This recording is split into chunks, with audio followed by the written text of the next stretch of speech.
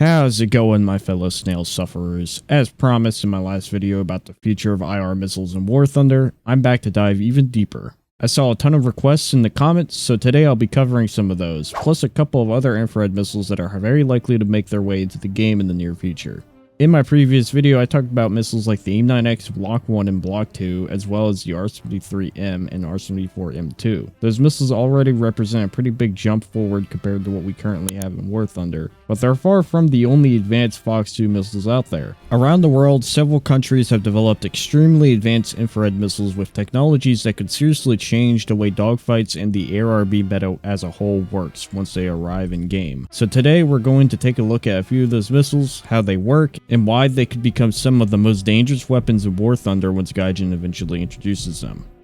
As per usual, a lot of these missiles are very modern. Because of that, some information about them can be incomplete, conflicting, or partially classified. For that reason, I could very well get something incorrect. If you hear that I missed something or got something wrong, feel free to drop a comment and talk about it. I always enjoy discussions about topics like these. I also want to note that if you don't see your missile mentioned here, I promise I will likely cover it in an upcoming video. I don't want to make a single video overloaded with information because honestly, that just gets boring to watch. My goal is to give accurate, compact information that people can easily understand. As always, everything will be timestamped below.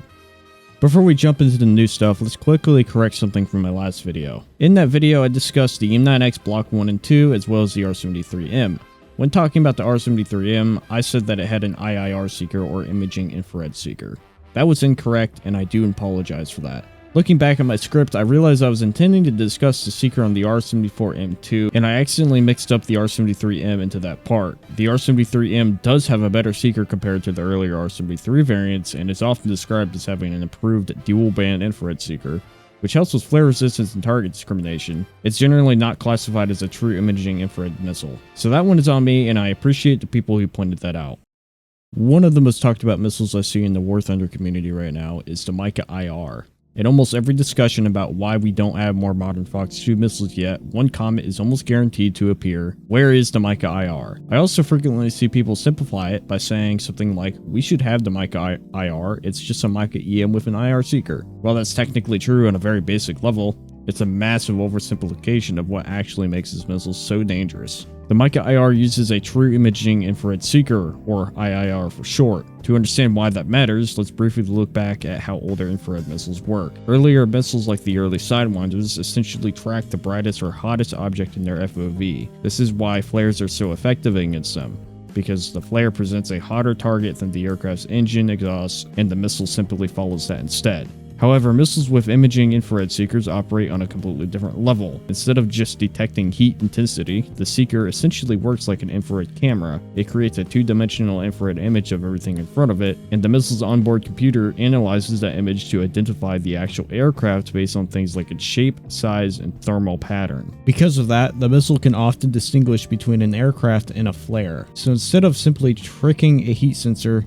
you're now trying to defeat the missile's entire tracking logic, which is much harder in situations you often face inside of the current era meta. Now, this is obviously a simplified explanation, but it gives you an idea of why these seekers are such a big deal. It's also one of the reasons I believe Gaijin has been hesitant to add true IIR missiles into War Thunder, because implementing them realistically could potentially cause serious balance issues, and I'd imagine it's very difficult to model. We've already seen examples of this kind of simplification in game. For example, the PL5E2 is known to use a dual band seeker in real life, but in War Thunder it currently uses gate width IRCCM instead of its dual band elements it's known to have. Now take everything we just talked about regarding the advanced seeker and combine it with the MICA airframe itself. The MICA-EM already exists in War Thunder, and it's a very capable missile. It has thrust vectoring, which allows it to pull extremely high maneuvering loads, up to 50 Gs, and it performs well both at medium and close range fights. Now imagine putting in an advanced IIR seeker onto the same missile body. Just like that, you get the MICA-IR, a missile that is extremely agile, highly resistant to flares, and capable of engaging targets at similar ranges to the MICA-EM. And unless the target has something like a MAL system, the pilot might not even realize the missile is coming. That combination of agility, range, and advanced seeker technology makes the MICA-IR one of the most dangerous infrared missiles currently in service in the entire world. Next up, we have Japan's top-end infrared missile, the AAM-5. This is Japan's current high-agility short-range missile designed to compete with modern dogfight missiles like the AIM-9X and IRIS-T. The missile was developed by Mitsubishi Heavy Industries and entered service with the Japan Air Self-Defense Force in the early 2000s as a replacement for the older AIM-3. Like many modern Fox 2 missiles, the AIM-5 focused heavily on agility and high off-boresight capability. It uses thrust vectoring to achieve very high maneuverability up to 50 Gs, allowing pilots to engage targets far outside of the aircraft's forward direction. The missile also uses an imaging infrared seeker combined with inertial navigation, which allows for lock-on after launch capability. This means the missile can be fired before the seeker fully acquires the target, and the missile can then lock onto the target shortly after launch.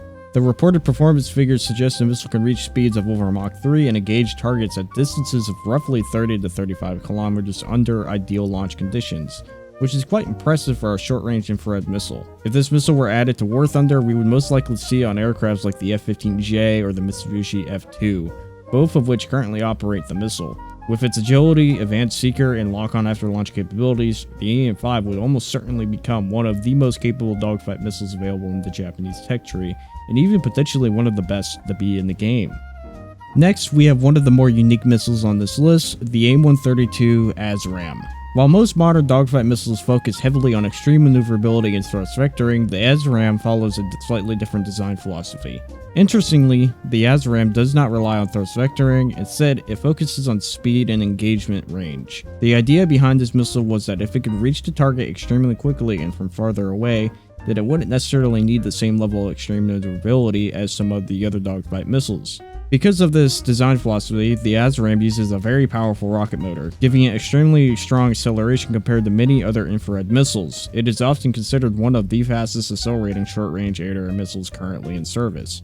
Under ideal launch conditions, the missile is often cited as having engagement ranges of up to roughly 40 to 50 kilometers, which is significantly larger than the traditional dogfight missile, and only potentially seen on missiles like the MICA-IR. But it is worth noting that just because a missile's max range is 50 kilometers, that does not mean its effective range is 50 kilometers. It is very likely that a missile like this may not be able to hit an actively maneuvering target at these ranges. Like other modern missiles we've discussed, the ASRAAM uses an imaging infrared seeker, giving it strong resistance to flares and other infrared countermeasures. It also supports lock-on after launch, which is especially important when combined with the HMD queuing systems. The missile is currently used on aircrafts like the Eurofighter Typhoon, the F-35 Lightning II, and upgraded FA-18A Legacy Hornets used by the Australians, and can currently be found in the British tree. Finally, we have one of the more unique missiles I'll be discussing today, the A-Darter. This missile is a joint development between South Africa and Brazil, designed to compete with modern dogfight missiles like the AIM-9X and IRIS-T. Its main design goals were extreme maneuverability, strong resistance to countermeasures, and strong performance in close-range dogfights. The A-Darter uses a dual-band imaging infrared seeker, which allows it to analyze infrared imagery and better distinguish real targets from flares and other decoys like discussed earlier. It also supports lock-on after launch and can be used with HMD for high off-boresight engagements, just like all the other missiles we'll discuss on this list. As for maneuverability, the missile uses thrust vectoring, which allows it to achieve extremely high maneuvering performance.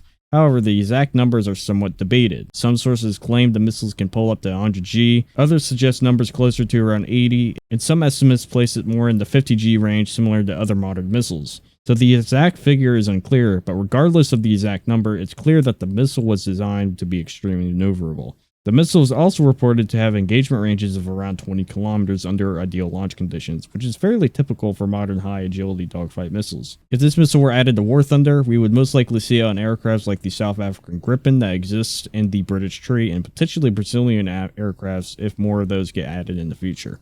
So, there we have it. Several more next-generation infrared missiles that we could eventually see making their way into War Thunder. As you can see, modern Fox 2 missiles are becoming significantly more advanced than many people realize. Technologies like imaging infrared seekers, lock-on after launch, and thrust vectoring have dramatically changed how short-range air-to-air combat will work and currently works. Once Gaijin eventually begins introducing more of these systems into the game, it could completely change how top-tier air combat plays as a whole. As mentioned earlier, if I didn't cover your missile here, do not worry, I'll likely cover it in a future video. I'm intentionally trying to keep these videos compact and focused rather than turning them into extremely long information dumps. If you enjoyed the video, consider hitting that like and subscribe button. Leave a comment, share your opinion, or add any additional information you might know. I try my best to respond to as many comments as possible. This is our 60, and I'll catch you guys in the next one.